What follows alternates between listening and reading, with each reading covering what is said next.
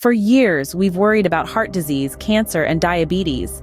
But what if there's a hidden culprit contributing to all of them? Picture a scene, a woman sitting in a doctor's office, her face etched with concern. The doctor, a seasoned professional, leans forward, breaking the news that although her blood pressure and cholesterol are under control, there's another factor to consider: chronic inflammation. Chronic inflammation? She echoes, her confusion evident. The doctor nods, explaining, "Imagine a low-grade fire burning in your body, day in and day out.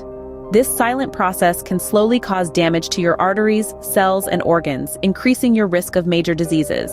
It's like the villain in a thriller movie, operating behind the scenes and wreaking havoc without being noticed." But like any good thriller, there's a twist. Just when you think the silent villain has the upper hand, the doctor reveals the silver lining. The good news is chronic inflammation isn't invincible. There are ways to fight back, to extinguish the fire before it rages out of control. This isn't some far-fetched theory or a wild guess. It's backed by rigorous scientific research and studies. Experts in the field are continually uncovering more about this hidden threat, and the more we understand, the better we can prepare ourselves to combat it. The woman leaves the doctor's office with a new perspective, a new understanding of her body. She now knows that there's a hidden enemy lurking within, a silent threat that's been contributing to the major diseases we've all been so afraid of. But she also leaves with hope, knowing that this enemy isn't invincible. So the question remains, are we going to sit back and let the fire rage, or are we going to take action? The choice is ours. Because remember, knowledge is power. And now that we're armed with this knowledge, we have the power to change things for the better. Don't wait for the fire to rage. Learn how to extinguish it before it's too late. Experts at Harvard Medical School have good news. Imagine a life where you're not just surviving, but truly thriving. A life where wellness isn't just a buzzword, but a tangible, achievable goal. That's the life we all deserve, and it's within our reach. This is not about a magic pill or an elusive elixir of health. It's about simple, everyday choices that can make a profound difference. And the best part is, it's all backed by science. Let's start with the basics, our diets. We've all heard the phrase, "you are what you eat." While it might sound cliché, it holds a grain of truth. A diet rich in fruits, vegetables, whole grains, and lean proteins can help reduce inflammation. But it's not just about what you eat, but how you eat. Mindful eating, taking the time to savor and enjoy your food, can do wonders for your digestive system and overall well-being. Next up, exercise. No, you don't have to run a marathon or lift weights like a bodybuilder. Simple, regular physical activity, like a brisk walk or a gentle yoga session, can help keep inflammation at bay. And let's not forget sleep. Often overlooked, a good night's sleep is critical for our bodies to repair and rejuvenate. It's during these quiet hours that our bodies get to work on reducing inflammation. Stress management is equally important. Whether it's through meditation, deep breathing exercises, or simply spending time with loved ones, finding ways to de-stress can significantly help in reducing chronic inflammation. Lastly, never underestimate the power of positive relationships. Surrounding yourself with supportive, loving individuals can do wonders for your emotional and physical health. In the end, it's about making small, consistent changes that add up over time. It's about taking control of your health and steering your life towards wellness. We'll reveal these powerful tips next. So stay tuned as we delve deeper into each of these aspects, equipping you with the knowledge and tools you need to fight the silent threat of chronic inflammation. Ever wondered where your emotions come from? It's a question that has intrigued humans for centuries. Many have traditionally believed that emotions reside in the heart. After all, when we feel love or heartbreak, we often feel it in our chest. But science tells a different story. It turns out that the brain, not the heart, is the command center of our emotional world. It's a sophisticated network of neurons, firing electrical signals back and forth, that shape our feelings, our moods, and our reactions. You see, our brain is divided into several regions, each performing specific functions. When it comes to emotions, there are a few key players. The amygdala, for instance, is often referred to as the brain's alarm system. It's involved in many of our emotional responses, especially those that we associate with fear. Then there's the hippocampus. This seahorse-shaped region plays a crucial role in forming new memories, including those of emotional events. It's also involved in recognizing and expressing emotions. But that's not all. There's also the prefrontal cortex, the area of the brain behind your forehead. This region is like the brain's executive officer. It helps us make decisions, solve problems, and regulate our emotional responses. So, when you're feeling a burst of joy or a wave of sadness, it's these areas of your brain at work, not your heart. They're the ones processing the information, creating your emotional responses, and shaping your mood. Let's not forget, though, that our brain and our heart are in constant conversation. The heart does respond to our emotions by changing its rhythm. That's why your heart may race when you're excited or slow down when you're relaxed. But when it comes down to it, it's your brain that's the master puppeteer, pulling the strings of your emotional life. It's your brain that interprets the world around you, decides how you feel about it, and determines how you react. The brain, not the heart, holds the key to your emotional state. Let's take a closer look at the brain. Did you know that your brain, this intricate web of neurons and connections, is your very own personal command center? It's responsible for everything you do, think, and feel. And when it comes to your emotions, it's the brain that takes center stage, not the heart. Imagine a vast metropolis teeming with life and activity. This is your brain, a bustling city of neurons. Each region, like a city district, has its own unique role.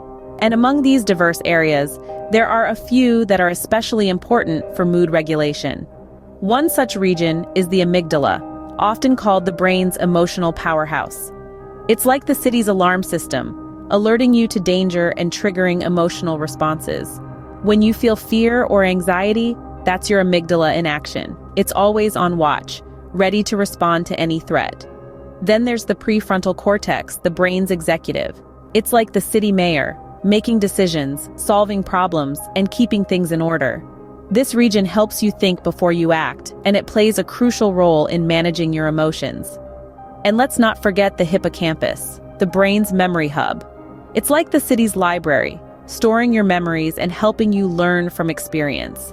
This region is deeply involved in mood regulation, and it's especially vulnerable to stress. But these regions don't work in isolation. They're all part of a complex network, communicating and collaborating to regulate your mood. It's like a well-orchestrated symphony, with each instrument playing its part to create a harmonious melody. And just like a symphony, if one instrument is out of tune, it can throw the whole performance off balance. That's why maintaining the health of these regions is so important for your emotional well-being. So next time you're feeling emotional, remember, it's not your heart that's in charge, it's your brain. And in particular, regions like the amygdala, prefrontal cortex, and hippocampus are pulling the strings. These regions, like the amygdala and hippocampus, play a major role in regulating your mood. Now here's the surprising connection: depression and brain health. You see, the hippocampus, the part of the brain that plays a significant role in regulating our moods, is not impervious to the effects of our environment and experiences.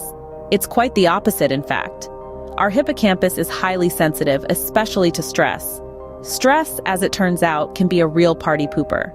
When we're stressed, our body produces a hormone called cortisol. Usually, cortisol is our friend, helping us respond to immediate threats or challenges. But like that friend who doesn't know when to leave, too much cortisol can become a problem. When stress becomes chronic, it's like a constant, unending party in your body. And cortisol is the unwelcome guest that won't leave. This cortisol overload can impact the hippocampus in a rather unpleasant way, hindering the growth of new neurons. Now, why is this important? Well, a healthy hippocampus is like a bustling city, constantly building new infrastructure and making new connections. And just like a city, when the construction slows down, things can start to go wrong. In the case of the hippocampus, this slowdown can potentially lead to depression. But here's the catch. The relationship between stress, the hippocampus, and depression is complex, and scientists are still trying to fully understand it. What we know so far is that individuals with depression often have a smaller hippocampus, and chronic stress could be a factor in this. So what's the bottom line? Our brain health and our emotional health are deeply interconnected. The impact of stress on the hippocampus is just one example of how these connections work. Understanding these connections can help us better manage our mental health and overall well-being. And remember, stress isn't always bad. It's how we respond to stress that can make all the difference. So next time you're feeling stressed, remember your hippocampus and take a moment to breathe, relax, and regroup. Research suggests that a smaller hippocampus might be linked to depression. So, taking care of our brain health can be a powerful tool in managing and preventing depression. But there's hope. Let's dive into the science of resilience, the body's remarkable ability to adapt and recover. You see, our brain is far from a static entity. It is dynamic, constantly changing, and capable of growth even in the face of adversity. Imagine your brain as a bustling city, with countless connections like roads and highways linking different areas. Now, imagine a storm wreaking havoc on this complex network, disrupting traffic, causing chaos. That's what stress and depression can do to your brain. But here's where the hope comes in. In the midst of this storm, there's a construction crew working tirelessly to repair the damage. These are your neurons, the building blocks of your brain.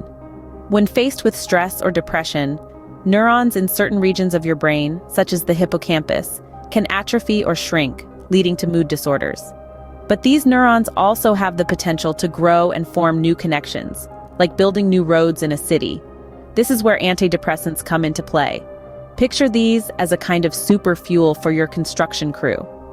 Antidepressants may help stimulate the growth of new neurons, effectively repairing the damage caused by stress and depression. They help build new roads, new connections, restoring the flow of traffic in your brain city. But here's the thing, it's not an overnight process. It takes time, patience, and consistent effort. Just like construction work, the process of building new neural connections is gradual, but each new connection is a step towards a healthier, happier brain. So, if you're struggling with depression, know that there's hope. With the right treatment and support, your brain has the capacity to heal and grow. It's like a beacon of light in the storm, guiding you towards a brighter future. Antidepressants may work by encouraging the growth of these new nerve connections, potentially leading to improved mood. Remember, every storm passes, and behind the clouds, the sun always shines. While the research on chronic inflammation is ongoing, the science of brain health is constantly evolving. In this journey, we've uncovered a hidden culprit: chronic inflammation, a silent process that can damage your arteries, cells, and organs, and increase your risk of major diseases. But don't let it ignite fear.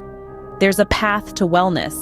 With simple lifestyle changes and by paying attention to our bodies, we can fight back against this silent threat. We've also explored the emotional brain, the real orchestrator of our feelings. It's not the heart, as many of us were led to believe, but certain areas in the brain like the amygdala and hippocampus that are responsible for our emotional state. These regions are the nerve center of our emotions, the true conductors of the symphony that is our mood. But what happens when the music turns sour? When stress and depression take over?